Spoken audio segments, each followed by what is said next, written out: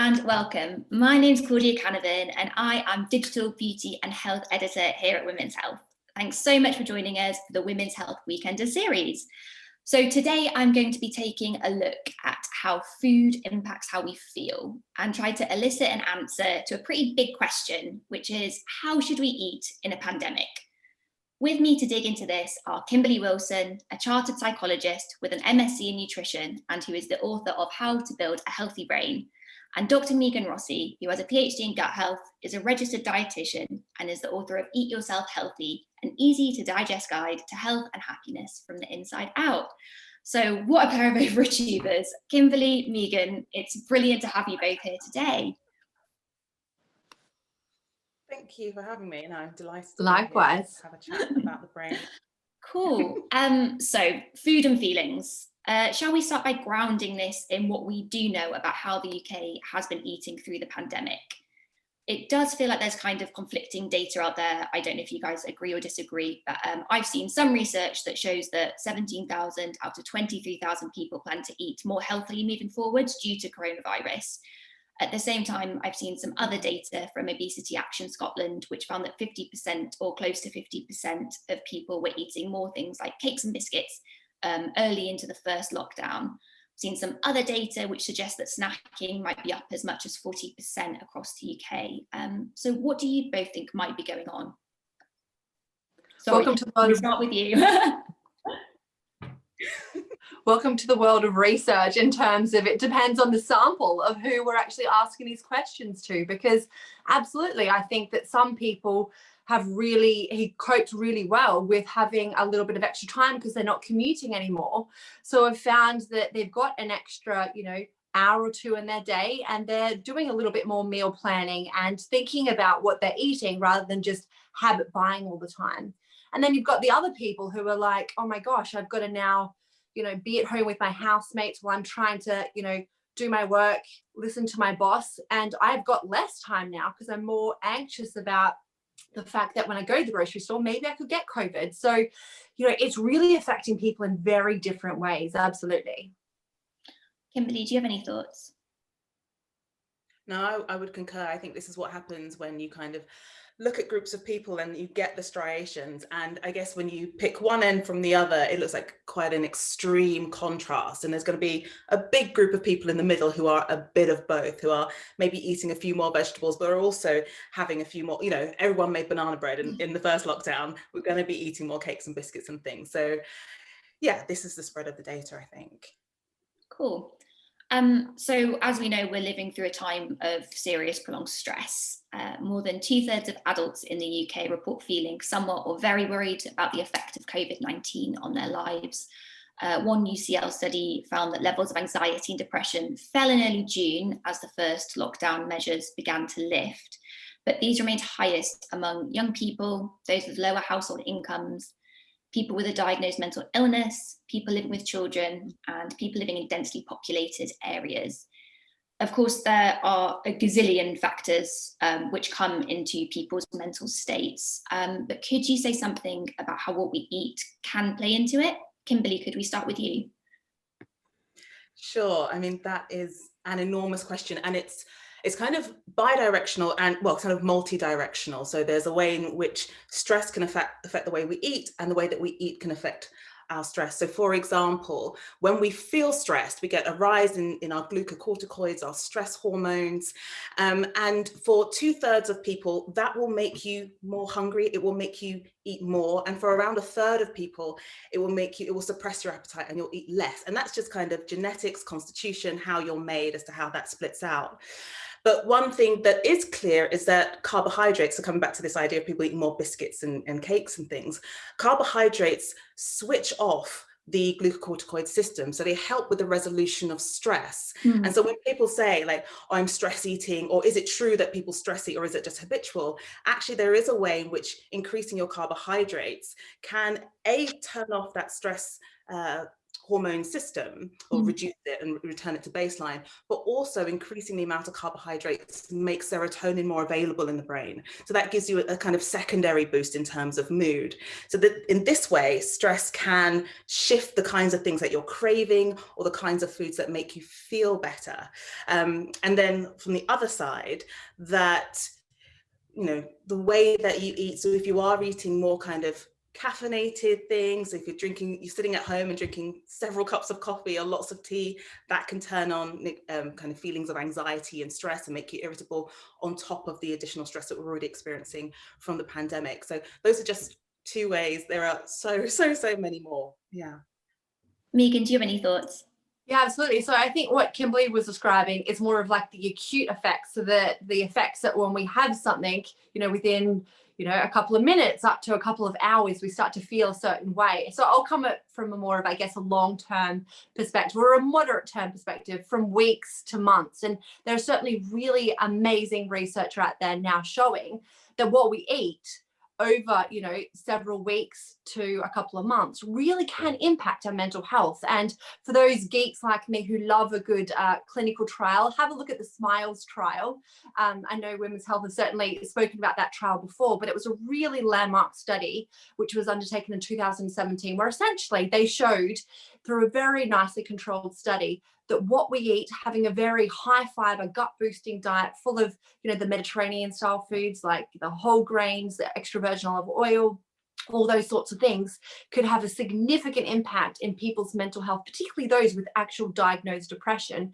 And that was over a 12-week intervention study. So, I mean, that sort of research shows me that what we feed ourselves really can impact our mental health. And obviously my background being a little bit biased towards the gut, a lot of those mechanisms certainly do suggest to be via this gut-brain communication, that constant two-way communication occurring between those trillions of bacteria in our gut and, of course, our brain.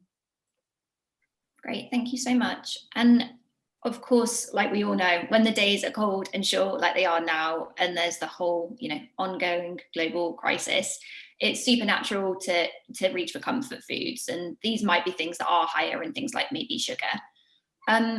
Could you both say something about how we balance eating to support a stable mood with eating the things that give us comfort, which does feel like a, you know, a pretty benign coping mechanism in the circumstances? Kimberly, could you start? Sure, yeah. And I think it's worth appreciating that there are lots of reasons that we eat and lots of drivers that we eat and lots of different things that will affect how satisfied we feel, both in the immediacy and, you know, later on, whether it's the first week of lockdown or several weeks in. So I think the first thing to say is that people need to not be surprised if the way that you eat changes during lockdown, that much of why we eat, our food cues are environmentally driven. And when our environment changes, then the way that we eat changes. And if you don't know that, then you might be kind of surprised. And sometimes it takes a little bit of additional planning to think about, how do I manage keeping myself well, taking care of my brain, taking care of my physical health, as well as all of the other reasons that we eat, which are kind of emotional, psychological, sometimes habitual, cultural, and all of those sorts of things. So I would say, panic is the first thing. Try to make sure that, you know, you appreciate that there's room for all foods and that nothing gets kind of put on the naughty list. And I would say start with your bases, right? So make sure you're getting your foundation stones in. So for me, I'm always thinking, you know, kind of brain first. So your omega-3 foods, so oily fish, and or if you don't eat oily fish, then a supplement that's high in DHA and algae-based supplement. Lots of fiber-rich foods and whole grains, making sure you are feeding the gut, because the gut really does support brain health. Lots of fruits and vegetables, brightly colored fruits and vegetables like berries and those sorts of things. So making sure you've got those bases in. And then essentially, I would say crowd in the good stuff so that there's opportunity and space for things like, you know, I don't even want to call them bad, but, you know, cakes and biscuits and things like that, but fun foods, so that you know that you are taking care of your bases, and really your body and your brain is more concerned about what you are getting in rather than, you know, taking things out. So if you're putting in all the good stuff, then there's a little bit of room for a little bit of letting your hair down, I think. Sure. Megan, what do you think? Yeah, no, absolutely. It's, my kind of philosophy when it comes to eating, it's more about what you're including in your diet rather than what you're excluding in your diet. So, when we're thinking about nourishing our bodies, as Kimberly said, it's thinking about really trying to base it with all the different types of plant goodness. And obviously we'll talk more about the omega-3 angle, which the best source actually comes from animals, so fatty fish. But if we think of the ultimate kind of the 6 plant-based food groups, you've got your whole grains, you've got your nuts and your seeds, you've got your fruit, you've got your veg, and you have your legumes, so things like your beans and your pulses, and then also herbs and spices. So trying to make sure that you've got some of them on your plate every single day. And then, like Kimberly said, adding on your favorite foods, whether it is some sort of muffin or a cake, and then as well as other things that we certainly know can impact our overall health. So things like if you are eating animal food, so your omega-3, so the fatty fish. But then if you're not having that, having things like your walnuts, your other sources of your omega-3. Fermented dairy is another really good source of nutrition. So I think, it's all about what you're including rather than what you're excluding. So having that, positive frame of mind when you're eating and not feeling so bad if you are having something that's a bit treaty. It's just about that combination overall. For sure. And so when we talk about eating to support a stable mood, would it be correct to say then that this emphasis on all the different plant-based foods, on your omega-3s, is that's the foundations? Would you agree? Absolutely. Yeah, I mean, that's what the literature tells us, is that really it's a Mediterranean style diet. The best research has said that, well, both the Mediterranean style diet, but also a more kind of traditional style whole foods diet. So whether that's a Nordic style diet or a Japanese style diet, a South Asian style diet, really, if you're getting in mostly whole foods, minimally processed foods, and fermented dairy and good sources of omega-3s, then that's a really good foundation. And an example, I guess, of how I sort of have been able to merge the two worlds of, wanting to have this stable diet, but also having treats, is I make a thing called a prebiotic chocolate bar, where essentially white chocolate is my favorite food, but essentially it just feeds my taste buds. So what I've done to it is just added in some prebiotic foods. So they're the ones that feed the good bacteria, like your pistachios and your dried mango and a bit of dark chocolate and even some extra virgin olive oil. And I've created, in 5 minutes, a little treat that not only feeds my taste buds, but also the rest of my body, including those good gut bacteria. So you can, it's not about having this black and white approach to food. It's just about combining them and making sure that you still really enjoy the flavors and the taste, but also have a bit of nutrition in there for, not only human cells, but also those gut bacteria, which love plant foods, essentially. Brilliant. And we've kind of touched on this a little bit already, but could we say something about supplements? Obviously, there's been so much talk about vitamin D recently. As you've already mentioned, people who are veggie or vegan will need to get their omega-3 via supplements, things like iron for energy. Do you think these have a place in people's diets, or how do you think about supplementation? Kimberly, could you start? Sure. I think for the most part, what the research tells us is that if there isn't baseline deficiency, then supplementation isn't doing a huge amount. Sometimes you might want to take it as an insurance policy, but supplementation, where it works, tends to be in addressing deficiencies. It's, as we've touched on, really important that if you're cutting anything out of your diet, really, you need to check which nutrients are in those foods to make sure that you are supplementing and make it so that you don't become deficient. So for people who are largely plant-based or who don't eat very many animal foods for whatever reason, then certainly in terms of brain health, I'm thinking omega-3, DHA, but also B12. B12 is essential for brain health, and it's basically non-existent in plant foods. It's really important that you supplement with those, because deficiencies in B12 can damage cognitive functions to the extreme that it can look like dementia. So it's so crucial to make sure you're getting those things. And what's really interesting about the B vitamins and the omega-3 is that they work in concert. So in order to get the effect, you need to be getting enough of both of them.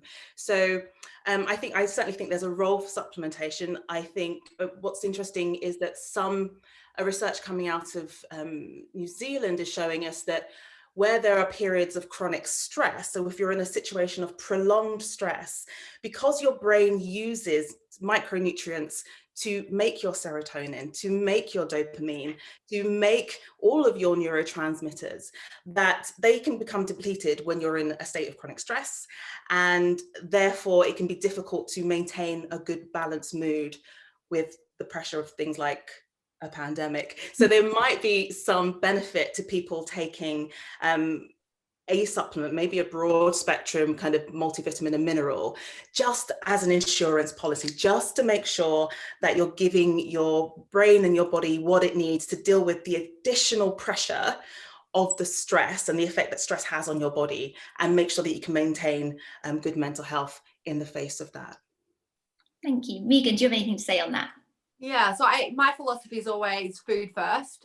So if we are getting that diverse diet from all our 6 plant-based food groups, as well as having some animal foods, in particular the fatty fish and the fermented dairy, then you absolutely don't need a supplement, unless you know there are some sort of requirements in terms of you're pregnant, or you are living in the UK during winter and autumn. The government actually recommends every single one of us, even little babies actually, have a vitamin D supplement. And that's just because the sun in winter is obviously very poor. The UV is not sufficient to land on our skin to actually produce that vitamin D that it normally does.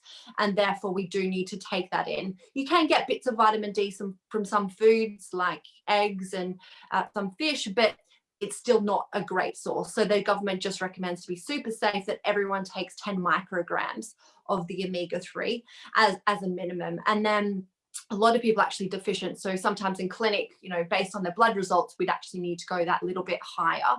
And then, as Kimberly said, if you are cutting out some food groups, for example, if you are going 100% plant-based, which isn't necessarily any healthier, but I understand for environmental, cultural, you know, animal cruelty reasons, all that sort of stuff, why a lot of people are starting to move to being 100% plant-based. But you do need to be quite savvy in terms of a lot of the nutrients that you could be missing out on. You know, things like your, as Kimberly said, your omega-3s, your iron, your zincs, your selenium, your iodine.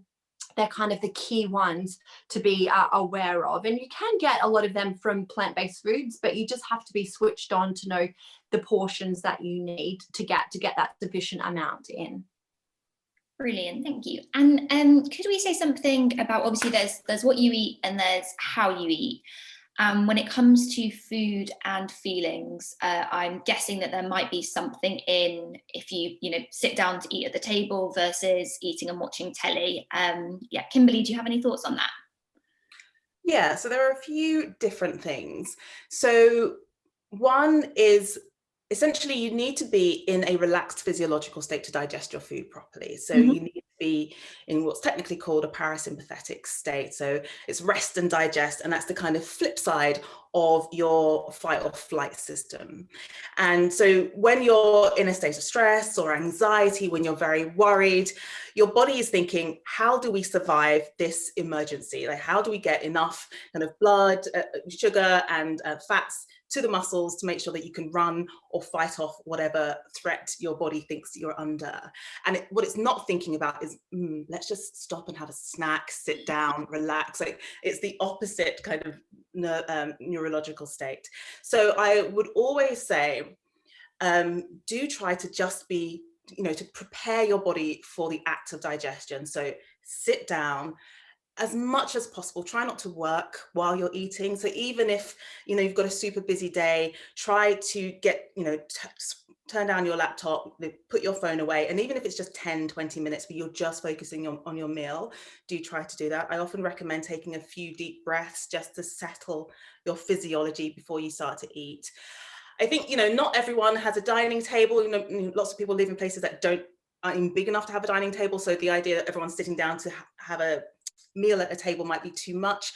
And I watch TV while I eat sometimes. It's absolutely fine. I think just don't watch anything stressful. Don't be watching horror movies. There's not the time. Try to be in a something that's kind of cheerful or relaxing. Take your time as much as possible. So, and if possible, try to eat with other people. One of the key things that we really know is really crucial for mental well-being is connection. And what's really interesting is some new research that's come out to show that social isolation triggers craving in the same parts of the brain that hunger, fasting triggers the craving to eat. So there's this real relationship between these two things that we really need, food and social connection. And so if you can eat with people, then you'd be satisfying two really important cravings at the same time. Thank you. And Megan, do you have anything to say? Yeah, I think, as a nation, we typically are eating more, so bigger volumes because we're tasting less. And I think the TV, looking at our phones and eating, working while we're eating doesn't really help with that because, we are so focused on the other activities, we're just mindlessly eating. So we're not actually really enjoying and savoring our food. So that typically can lead to larger portions. And, if you're eating a bowl of salad, maybe that won't matter if you're having a larger portion. But obviously, if you've got a whole, stack of biscuits next to you and you're just watching a really good show and you're just plowing through them, you look down, you're like, oh my God, I didn't even get to enjoy them. Like, that's such a waste of food enjoyment. So in terms of the portion size, and particularly treatish sorts of foods, I do recommend, as Kimberly was saying, is really trying to, turn down your laptop, not have the TV there, etc., and be really present and mindful with that bar of chocolate. Really enjoy it, essentially. And then there's the other element of kind of mindlessly eating, and that is around digestive issues, which around, a good 30% of people are experiencing, particularly if there is a little bit of underlying stress. And when we are mindlessly eating, we're really not chewing our food very well at all. And the important thing to know about digestion is actually it begins in the mouth, because we not only start to physically break down the food, but we've got saliva in our, enzymes in our saliva, which start to physically break down the food. So if we're chewing our food only 5 or so times, we're actually malabsorbing quite a lot of that nutrition, and we're not really getting the most of benefit out of that food. Whereas if we're actually taking that little bit longer, chewing our food around 20 times, then the research has actually shown we're able to extract more of that goodness out of the food and have that sort of health benefit from it. So yeah, slowing down, chewing your food, and obviously it depends. Don't get fixated on this 20 number of chews, because if you're having nuts versus having a very soft piece of bread, it's going to be different numbers of chews. But just on average, kind of tune in to how many times you chew your food. And that in itself can be quite mindful and a mindful act, and slows you down and makes you more present with what you're eating. Great. Megan, I just want to stick with you a second, because I'm going to ask a question about your absolute MO, which is gut health. So we know, well, I know via you, that 70% of our immune cells are in our guts. And of course, feeding these has implications for our physical health, which is especially crucial right now. Could you say something about eating to support your gut health? Yeah, it's just such an incredibly important space, because of the fact that 70% of that immune system lives along our 9-meter digestive tract. So when we think about gut health, essentially it relates that 9 meters, the tube that delivers food from entry all the way to exit. So what we're actually feeding our bodies, including, that gut lining, those gut bacteria that live in the lower part, really is going to influence our immune system, because they live in the same spot, essentially. So we've certainly seen people who've got better gut health seem to be at a lower risk of getting things like the common cold. And then more importantly, topically with COVID, there's been some really incredibly interesting research coming out showing that people who get more severely unwell with COVID seem to be missing some key good gut bacteria. And just recently, there was actually the first probiotic study to be published in this space. So probiotics, remember, they're live microbes. And what they did is they randomized a group of people who had COVID-19.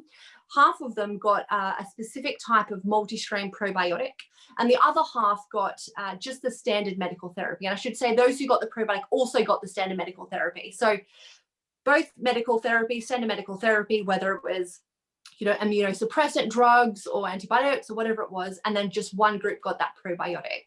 And what they found, those who had the probiotic had a significantly lower risk of needing respiratory support. So although they had COVID and it didn't stop them, from getting it, their effects, the way their body responded to that was a lot lower. So their symptoms were very mild compared to those who didn't have that. So certainly not to say we need to run out and buy a probiotic, because that specific probiotic strain or multi-strain is not on the market yet. They need to do more research on it. But it does show that really nourishing your gut during this period, very unlikely to stop you from getting COVID, but it may indeed help prevent you becoming severely unwell with it. So I think the key foundation of good gut health really comes down to the concepts I was saying before. That's really about trying to get as many different types of plant-based foods in your diet per week.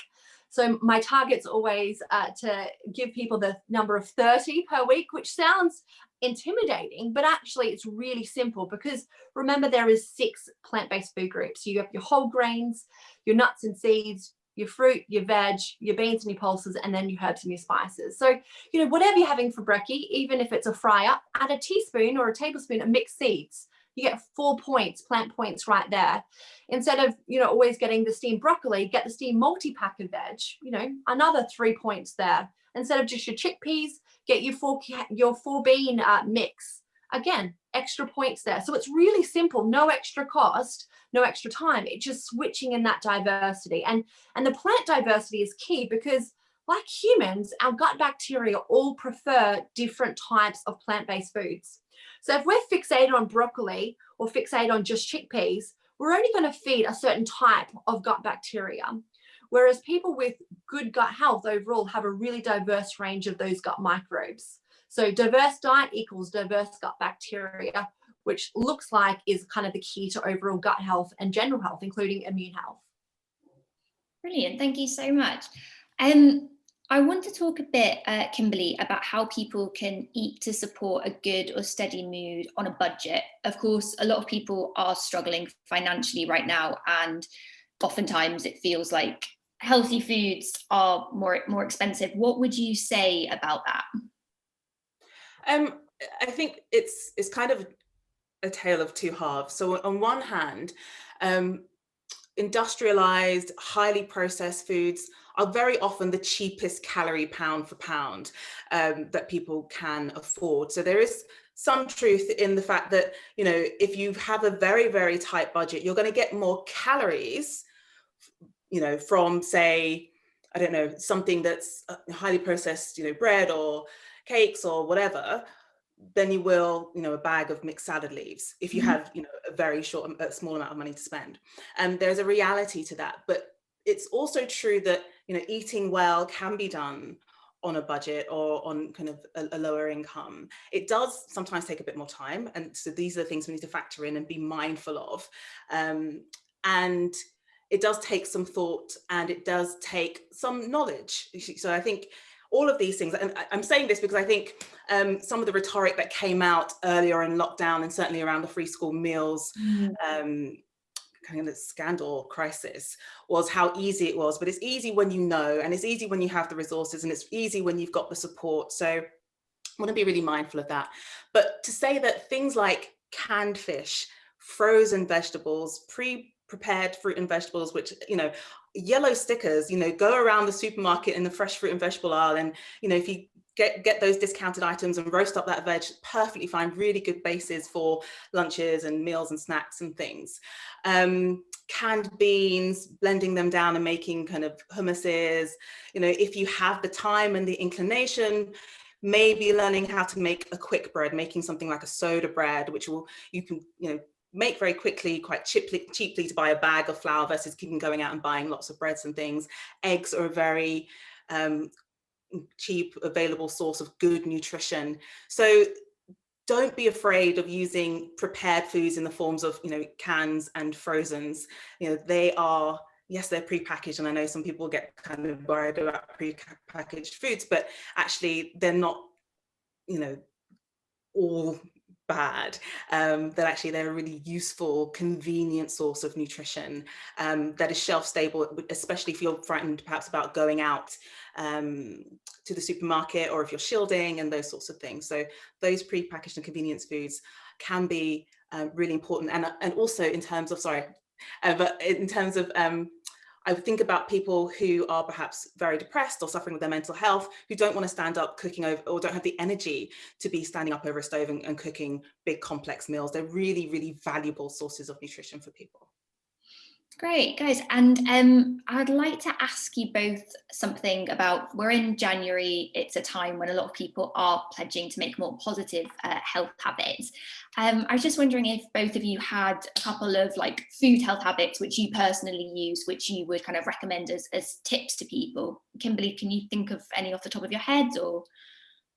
Well, I have just recently started, I just kind of nicked one off Megan, which was doing a big tray of roast veggies at the beginning of the week and using those as the basis of lunches. And I'm loving that. Really kind of just very nice and quick, and I'm kind of adding it in with an egg or making it into a wrap. And that's really helped, especially in between clinics and clients. I can have a good, quick, nutritious lunch. So that's a fun one. And also sometimes just, you know, I will always bang on about oily fish. So adding in some canned fish and making sure I'm getting all of those omega-3s in. It's a nice, easy balance. So that's probably mine. Thanks. Megan, do you have any like foodie health habits that you'd recommend to people?